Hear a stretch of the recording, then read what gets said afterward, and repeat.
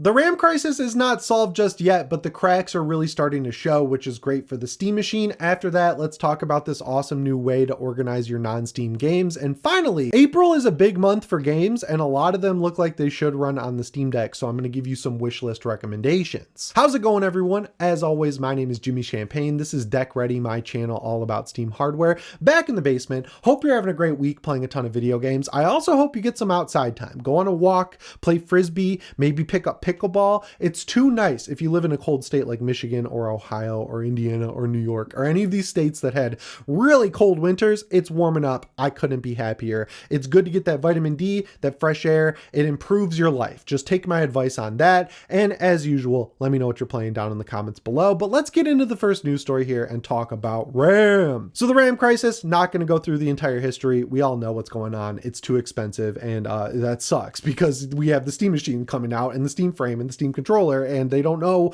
how to price it. They don't know when they can release it. They want this to go as perfect as possible, and the RAM situation is stopping that from happening. So like, we all hate the RAM companies right now. Like, legitimately, we do not like them. But two things happened last week that really helped the cause, because prices are immediately rebounding in the sense that they're falling by up to hundreds of dollars. Like $700 is falling to $500, which, like, you know, $500 for 2 sticks of DDR5 RAM, not necessarily what we want to be paying. But as we know from the rise of the prices, this stuff kind of just tapers down as time goes on. So if things keep going in this direction, we are sitting pretty, looking good, and hopefully Valve can launch at a good price with the Steam machine. So there's actually two things that happened. The first one is that Google came up with this thing called TurboQuant, which I guess is an old technology for the AI data centers that run the large language models. Basically, they run 60% more efficient using this new algorithm, which means you need a lot less RAM, right? Like, more efficiency equals less need for RAM.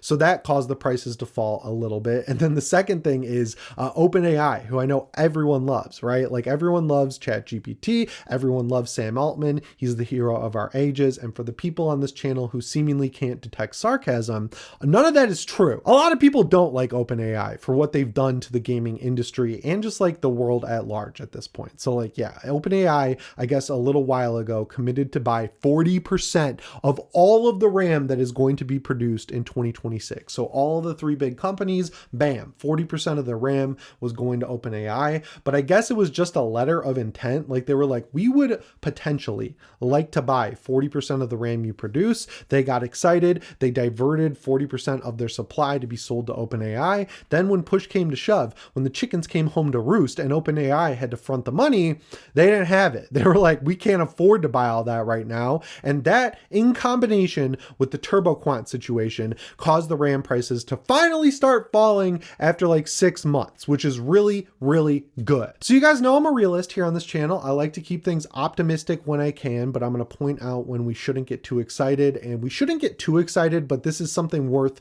getting excited over, right? Like, the RAM is still expensive. Storage is having problems. Like, Sony just killed off their whole storage business for memory cards, like SD cards or memory sticks, and like, they're going to have to figure that out. Of course, the console pricing world is going out of control with the PS5 Pro jumping to $900 very soon, and the PS5 going to like $650 for the disk drive one. So we're not out of the woods yet, but I think it is worth being excited that things are improving in this realm, because it very clearly has been a big problem for Valve, right? Like, they talked about it at GDC. They were making jokes like, hey, if anyone's got a big supply of RAM, let us know because we would like to buy it. And also, my buddy who was able to get hands-on with the Steam machine asked them straight up what's going on with the release window, and they revealed that, you know, they had a lot of RAM already allocated for this year. So not the first wave of Steam machines is how I'm reading it, but the ones that come after, like after the initial launch, and all of that was just removed from them. And I'd imagine it comes down to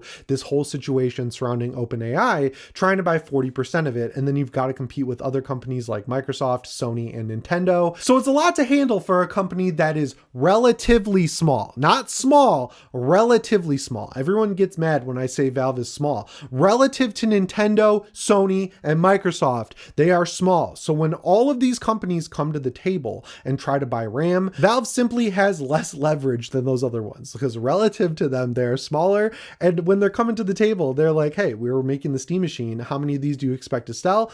I don't know, maybe less than 10 million. How How many PS5s do you expect to sell? I don't know, 150 million. How many Xboxes do you expect to sell? Who knows, right? Like, but more than the Steam machine for sure. So when you've got the potential to sell that many, the economy of scale kicks the fuck in and Valve gets kicked out of the room. Like, that's just what happens, I'd assume. I'm not there. I'm not trying to buy RAM. Like, I'm set on PCs. Thankfully, I got in August of last year. I was like the last guy out of Saigon.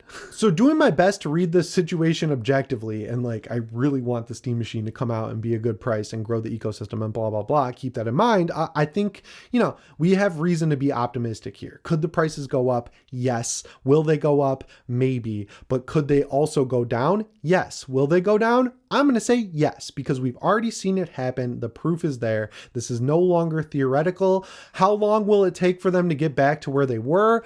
A long ass time. Like, if we get close to where they were, I think we take the win and go home, because, once prices go up on anything, it's really hard to make them come back down. And even if they could, a lot of times there's incentives for the prices not to come back down, because once you get used to the new normal, it's normal. So people will pay what they have to pay to get this stuff. And the longer they wait, the more realistic a possibility like that becomes. So reading the entire situation, I think we're in a good spot. This is the first positive news we've seen around the RAM crisis in a long time. I'm injecting the hopium. I think you should too. I don't think we're going to have long to wait for the Steam machine to be announced or released. So all we can do is just sit back and wait and play video games. And if you're really excited to buy the Steam machine, the best thing you can do is subscribe to the channel and set your notifications to all. But let's get into the second news story here and talk about Unifidec. Terrible name aside, Unifidec is a great piece of software for the Steam Deck that I heard from my friends over at Steam Deck HQ that actually has some really good use if you're into games from GOG, Epic Game Store, or the Ubisoft launcher. And what it does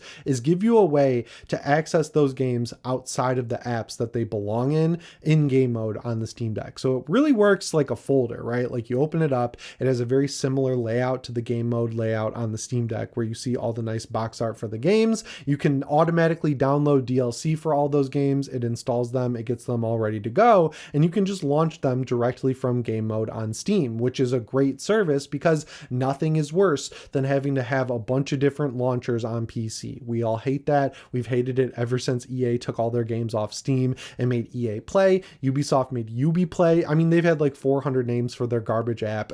The point is, any other storefront than Steam rubs people the wrong way, except the Xbox store, because it does provide a good service with Game Pass, right? Like, it makes sense to have an Xbox app to subscribe to Game Pass on, because you can't do that on Steam. And for all you sickos out there who like playing your games in the cloud, you're getting the biggest upgrade of all, because the new version of Unifidec comes with connection for Ubisoft Connect and Xbox's cloud streaming. So like, if you're subscribed to Game Pass, that's been your main way to play those games on the Steam Deck since the beginning, like streaming them from the cloud. Now you can do that directly and add individual games to Unifidec within your Steam Deck's game mode. So it'll feel kind of like natively playing those games, just with added latency and blocky textures. And also, they just added in a feature that'll download DLC for GOG games automatically. I use GOG the most of any of these third-party launchers, because GOG does some really good games preservation with stuff like the original Resident Evils. They made a lot of waves over the past few months by really going out of their way to criticize Steam, and it's like,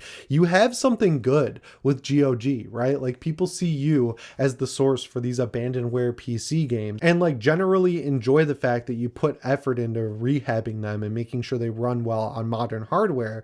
Why don't you just double down on that instead of setting the lofty goal of dethroning Steam? Because I just checked, and that's worked out exactly 0 times for anyone, and I don't see that changing anytime soon. Like, I hate the phrase stay in your lane, but like, this is a situation where they should definitely stay in their lane. Like, just straight up, you have a good product, double down on that instead of trying to make it into something else. If you want to see why that doesn't work, look at Epic Games. But like, getting back on track, Unifidec is awesome. It adds your third-party launcher games to Steam directly, and it's completely free. Just Google it or head over to Steam Deck HQ to get your hands on it. It's awesome. And for the last news story of today's video, let's talk about all the big games that should run well on the Steam Deck coming in April, and I've even tried some of them, so those ones will run on the Steam Deck. First up, on April 14th, we have the long-awaited 2.5D Metroidvania, I guess, replaced released. I played the demo for this during Next Fest. It runs great at 30 FPS right out of the box on the Steam Deck. And this game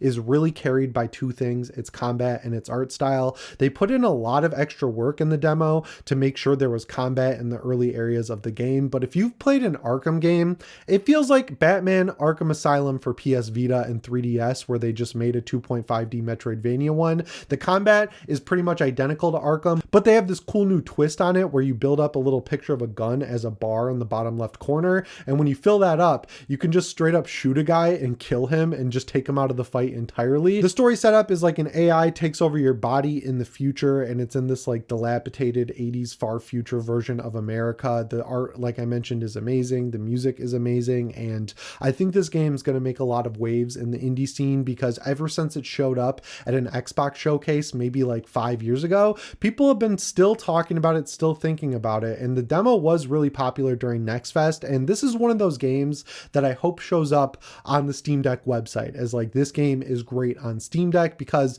while I'm sure it's going to come to Switch 2 eventually, the Steam Deck OLED is just made for this game because the colors are so rich and vibrant and deep. And I love 2.5D pixel art. It's like kind of a mix between something like Square Enix's HD 2D sort of look and just a straight up 2D side-scrolling Metroidvania. So I think this game's going to be pretty good. Then on April 17th, once you're finished with Replaced, you can get your hands on Pragmata. Capcom's had this one in the oven for a long time, but they've also done 2 demos that ran great on the Steam Deck. It looks like they used that time well, optimizing the game, really refining the gameplay. I have no idea what this game actually is, and when I read or watch playthroughs or even play the demo, I don't know anymore, but I'm really curious about it because it's a new IP from Capcom where it's like a third-person shooter that has real-time puzzle solving, so it feels genuinely new, and it's a cool third-person shooter with a story and linear levels. And there are some open areas, but it's like that classic Xbox 360 early PS4 era type game where, you know, you buy it, you play it, you clean up all the trophies and achievements or whatever you want to call them, you call it a day, you come back to it in a few years when you get nostalgic for it. Very similar, of course, to Resident Evil Requiem for me, so I'm all in on Pragmata. Anyway, on April 21st, you guys will never hear from me again because Vampire Crawlers comes out. This is one that I played in Next Fest, and the demo was so generous. Like, it gave you so much content. If you guys haven't played Vampire Survivors, these developers have just like addiction dialed in with making sure everything is fast, snappy, and fun, and turning it into a 3D dungeon crawler did not make it lose any of that addiction factor. I've never really played any of these games before, like except for Legends of Grimlock back in the day, and I did not give it enough time, but now I'm absolutely hooked on it between this and Dungeons of Dusk. This game is perfect for the Steam Deck, runs at a locked 90 FPS. I think it's going to be like 10 or 15 bucks, and for the amount of content you get, that's absolutely insane. It brings along the excellent graphics, the excellent music, and just the idea of dungeon crawlers, to me at least, feels perfectly married with playing on a handheld. You know, like when you're sitting in your backyard, lighting up a cigar, the sun is setting, it's just that perfect weather outside. Nothing feels better than blasting yourself with OLED light and just getting deep into a dungeon crawler game. I cannot wait to do that on April 21st, so I'd put that one on your wish list for sure. And then finally on April 28th, we've got Diablo 4's next expansion, Lord of Hatred. This one looks pretty good. I pre-ordered it to get early access to the Paladin. I've never pre-ordered things, but I wanted the Paladin, so I pre-ordered it. So I'm locked in to play it, like, legitimately, and I really like Diablo 4. They've got to fix the performance though. Like, this game has regressed so much. Season over season, month over month, it seems like every update they do makes the game overall, no matter the system, run worse. This game used to run at a flawless 30 FPS on the Steam Deck, and now even with the Steam Deck preset that looks pretty good admittedly, it stutters like fucking crazy. So hopefully they've been saving a big performance patch for Lord of Hatred. We'll have to wait and see, but yeah, I don't like when I have to switch games that I've played hours of on the Steam Deck over to the Legion Go S because the developer stopped caring about performance. So like they're on rocky territory here, but they can pull themselves out if they concentrate on performance as well as the new content. Paladin is awesome. So yeah, just a quick check-in at the end of the video. I'm doing good. This weather's great. I haven't played a lot of video games this weekend. I'm giving Crimson Desert an honest shot. I just got the camp set up. It's cool. It's just not really hooking me yet. I'm going to give it more time because I spent $70 on it, and I won't be happy if I give up on it just just yet. I noticed a lot of new people. Saw a friend of the channel, aka star of the channel, Coco, my Shih Tzu, walking around in the background upstairs. I've told the story on the channel before, but I got Coco when she was 10 and we were instantly locked at the hip. She does everything with me. She's right there sleeping, so I'm not going to bring her over here. She sits outside with me. She plays video games with me. We hang out 24/7. It is kind of a bummer though, because I've had dogs all my life and I love animals more than anything in the entire world. And I loved all my dogs, but Coco's different. Me and her are tight, and then I get her when she's 10 years old, and I'm only going to get like maybe 5 years with her. Kind of a bummer, but I'm maximizing the 5 years. I let her do whatever she wants. She can take up the entire bed. I give her too many treats. I give her anything she wants because she's in retirement. But yeah, guys, that's all I've got for you today. As always, my name is Jimmy Champagne. I'll see you in the next one. Thanks for watching, and shape on.